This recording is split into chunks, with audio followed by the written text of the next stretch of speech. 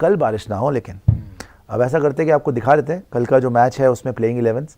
England की playing 11 तो आ चुकी है, इंडिया की प्रोबेबल प्लेइंग 11 अब लग रहा है ये कि अंशुल कंबोज कल डेब्यू कर जाएंगे।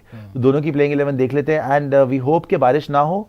हालांकि 20-30% बारिश का चांस है, बट ये भी हो सकता है कि ना ही हो। लेकिन आज बारिश हुई थी और हर दिन लगातार इंडोर प्रैक्टिस भी करी थी इंग्लैंड की टीम ने। तो इंग्लैंड की 11 तो आपको पता है कि एक ही चेंज है उसमें, लियाम डॉसन आ गए हैं। लियाम डॉसन आ गए हैं और बशीरन जो है वो बाहर हो चुके हैं, इंजरी हो गई थी उनको तो वो सीरीज से बाहर हो गए। लेकिन एक बड़ी इंटरेस्टिंग फैक्ट जो मैंने दोपहर को ही बताया था आपको कि डॉसन जब पिछली बार खेले थे अगेंस्ट इंडिया उसमें करुण नायर ने 300 रन मारे थे। तो ये आदमी करुण नायर के लिए लकी है। और आज शुभमन गिल ने बताया है कि करुण नायर को हम बैक कर रहे हैं। वो पहले मैच में अपनी पोजीशन पे नहीं खेला था, मतलब 3 नंबर पे नहीं खेला था, तो we are sure that he will turn it around. Bumrah भी खेल रहा है और बाकी इन्होंने शुभमन गिल ने ये भी कंफर्म कर दिया कि Rishabh Pant is keeping wickets, मतलब वो ही विकेट कीपर होंगे आपके इस मैच के लिए। तो उस पर भी कोई कन्फ्यूजन नहीं है। सिर्फ शुभमन गिल ने ये बता दिया आपको कि अंशुल कंबोज और प्रसिद्ध कृष्णा के ऊपर हम कॉल लेंगे कल।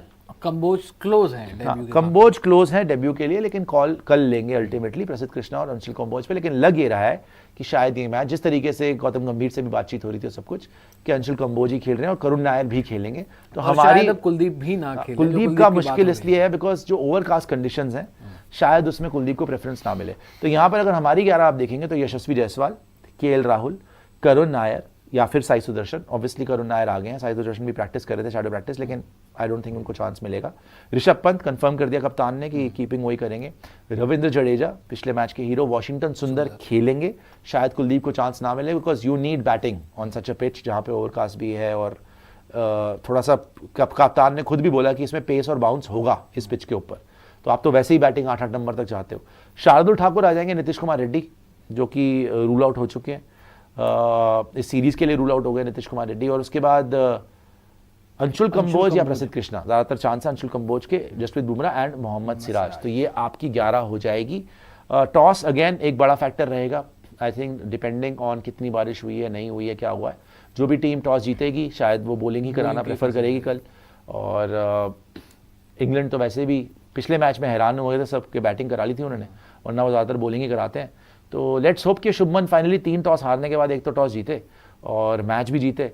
तो I am really excited for this. Yashasvi Jaiswal ने भी कुछ तस्वीरें वगैरह डाली हैं, he is also looking very positive. I think India को ये मैच जीतना चाहिए। जिस तरीके से हम पहले 3 मैच खेले हैं, 3 मैच में 15 दिन अगर आप खेले हो, कम से कम 11-12 दिन तो आप जीते हो, डोमिनेट किया आपने। बट आप जो 3 दिन हारे हो ना, वो डिसाइडिंग फैक्टर बन गए आपकी जीत हार में। सो आपने एक तरीके से चोक करा तीसरा टेस्ट मैच, आपको बहुत अच्छी पोजीशन में थे, जीतना चाहिए था। 2-3 मोमेंट्स ऐसे हुए मैच में कि आप मैच ही हार गए। सो अल्टीमेटली यहाँ पर आपके पास एक और मौका है सीरीज़ को लेवल करने का, और सीरीज़ जैसे ही लेवल होती है आई थिंक इंग्लैंड के ऊपर बहुत ज़्यादा प्रेशर आएगा, जैसे उनके ऊपर प्रेशर आया था सेकंड मैच हारने के बाद। बेन स्टोक्स को पूरी इंग्लिश मीडिया ने आड़े हाथों लिया था, बोला था कि भैया ये किस तरीके का कप्तान है, कोई भी चल नहीं रहा है, बॉलिंग कर नहीं पा रहा, बैटिंग इससे हो नहीं रही, 2 साल से 100 नहीं बनाया।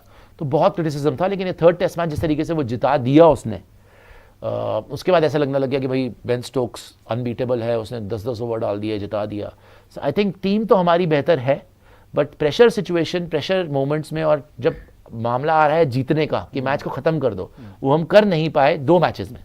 सेकंड मैच में हमने करा, पहले मैच में नहीं कर पाए, तीसरा मैच में नहीं कर। तो क्या लग रहा है आपको कोबरा जी कि क्या यहाँ से कमबैक होगा टीम इंडिया का, या ये मैच भी गया हाथ से? नहीं, देखो आइडियली तो कमबैक आपको करना चाहिए, क्योंकि ये सीरीज अब तक ऐसी रही है। पहला मैच इंग्लैंड जीता, दूसरे में आपने कमबैक किया, आपने चेंजेस किए, आप वो गेम जीते। थर्ड टेस्ट मैच चलो इंग्लैंड जीत गया, वहाँ पर आपसे फाइनल डे वो चेंज नहीं हुआ, लेकिन अब तक तो सीरीज ये रही है, एक मैच आप जीते, एक मैच वो जीते। सो मेरे हिसाब से और सारे इंडियन फैंस तो चाह रहे होंगे कि भाई इंडिया ये मैच जीते, बट मुझे थोड़ी सी मुश्किल नज़र आ रही है जी इंडियन टीम में।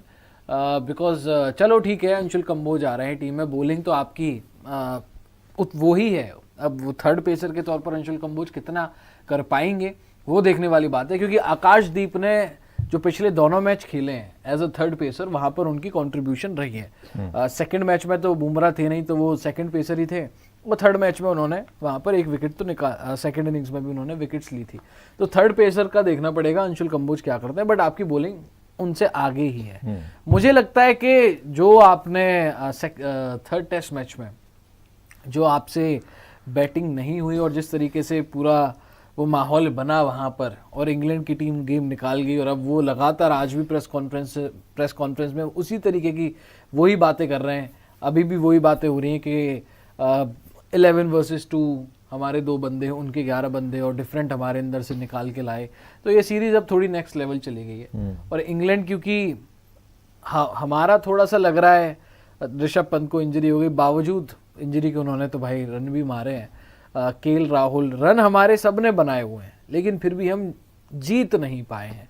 अब वो क्या वजह हो रही है कि हम जीत नहीं पा रहे हैं? लक भी थोड़ा साथ नहीं दिया, थोड़ा सा आपने प्रेशर में चोक भी किया है। अब कायदे में तो आपको जीतना चाहिए, आपकी बॉलिंग बेहतर है, आपकी बैटिंग बेहतर है, बट वो somehow last moment, last day आकर जीत जाते हैं आपसे। नहीं, आपके तो कप्तान को कॉन्फिडेंस थोड़ा कम ही लग रही है। कॉन्फिडेंस की बात आई थिंक यहाँ पे कप्तानी में वो आगे हैं और फील्डिंग में और कप्तानी रन में आउट कर काफी दिया, आगे बताओ। हैं। Run out difference Ben Stokes ने किया ना, तो बेन स्टोक्स जिस पैशन के साथ, जिस डिटर्मिनेशन के साथ खेलने आ रहा है, वो जीतने आ रहा है। उसको पता है कि वो जब तक 150% एफर्ट नहीं डालेगा जीतेगा नहीं, बिकॉज टीम इंडिया की ज़्यादा अच्छी है।